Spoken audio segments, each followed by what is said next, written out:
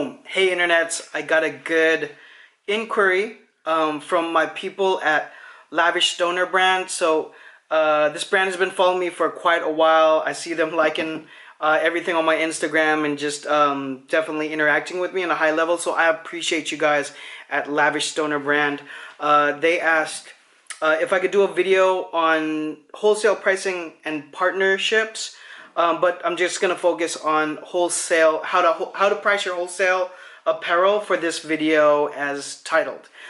So there's two really important things. By the way, if you've never watched a video from me before, over 18 years of actual fashion experience as this is post dating.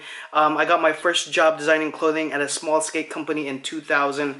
And on the production side, I've owned my own high volume screen printing shop where we did embroidery as well. Been to China way too many times for production for multiple multi-million-dollar brands. My people who are subbed, you already know, so thank you for bearing with me. However, so you just want to establish credibility. So pricing wholesale, two things. One, you want to check out your competition or your reference brand. So whenever I'm consulting with a brand, I'm like, give me 2 or 3 brands that you would love your brand to hang next to in retail. And then there's always a few designers that are like, my stuff is way different than anybody else's. And usually when someone says that, I'm like, okay, got you. But if there was one brand, please tell me there's got to be 1 or 2 brands that you would love your brand to hang next to, because you have to be inspired by somebody. And more so away from the creativity side of things, I'm looking at it more in the business and logistical side of things so that we can have a reference point for pricing and just another model where we can see another successful company and see what their campaigns are like, who they're talking to. Because if you want to hang next to them, that means you guys might have a similar distribution base. So the consumers you're talking to, and if you do wholesale business in the future, you're talking to the same types of retailers where you want your clothing to sell.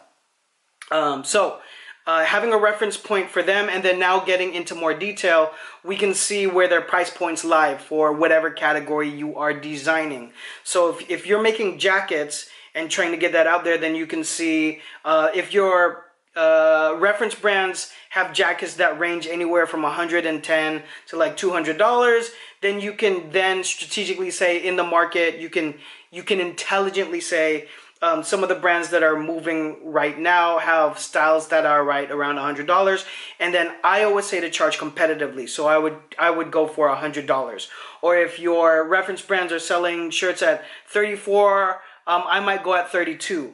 And then you have some brands that want to set a precedence above that, so you can do that as well. You can do anything you want, just make sure you have a plan for implementing in case it doesn't sell the way you think it's going to sell. So usually sell-through is not the problem. If that's a problem, you have a minority problem, which is a great challenge of how to get more product or really fulfill the demand for what you're putting out there. So that's a good thing. But in experience, it's usually things don't sell the way you had done. Usually that's lack of planning, but that's a whole nother YouTube video. That's how you strategically make that price or know what that price is. On the other end, the second thing is your production costs, okay? So let's just say a run of t-shirts costs you average unit price at about $750.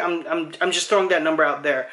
Typically in the brands that I've sold before, our wholesale price to a retailer will be around $12 to $14, and then they're going to double that and then some. Okay, so if I'm selling a $12 t-shirt, double is $24. They're going to sell that t-shirt around $26 to $28. Now, if you're doing your own Shopify account or you have your own online e-commerce, or whatever that vehicle is, then you are going direct to customer, which means you have to do the marketing and make it available for them, but you keep the entire margin. So it gives you a little bit of room of where to price. Also, you have a low bottom where you can really discount it if you need to in order to kind of fire sale things or do a clearance section of your website if you're selling e-commerce.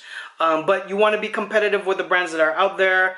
If the market doesn't respond the way you want them to. If you don't sell out and things are kind of holding, then you want to find a way to unload the product or promo it out to influencers or figure out what you're going to do in terms of pricing. But those are really the two key things. How much is it going to cost?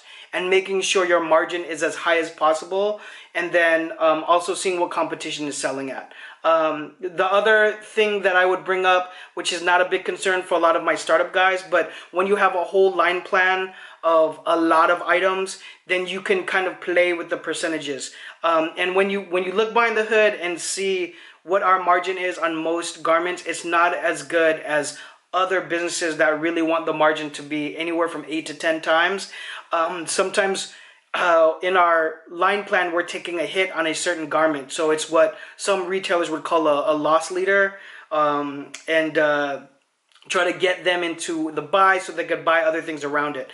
This is why we would design in outfits in the past or capsules, right? So you're doing a top to bottom outfit. However, shopping patterns are changing where people are buying pieces from other brands and kind of putting it together. Hopefully that changes, or we just find a way to adapt, but that's a trend that's going on. However, you want to know that you're offering things from different categories where people can shop, and then you can widget with your prices from that perspective. But for my guys who are just dropping lines and trying to move it and turn the product so they could get their brand out there, less of a concern, but that's typically how we'll do it. Our research to find the prices that we're putting out there in the market and in the industry, and then knowing what you can fall back on in case you need to really move the items and get them off of your warehouse, which might be your apartment or your mother's garage or whatever case it is for any kind of bootstrap startup. Okay? Hope that helps. Any other questions, please drop it all down below. You can email me at hi@johnphenom.com. Follow me on social media at johnphenom when you get a chance. I'll see you guys on the next one. Bye.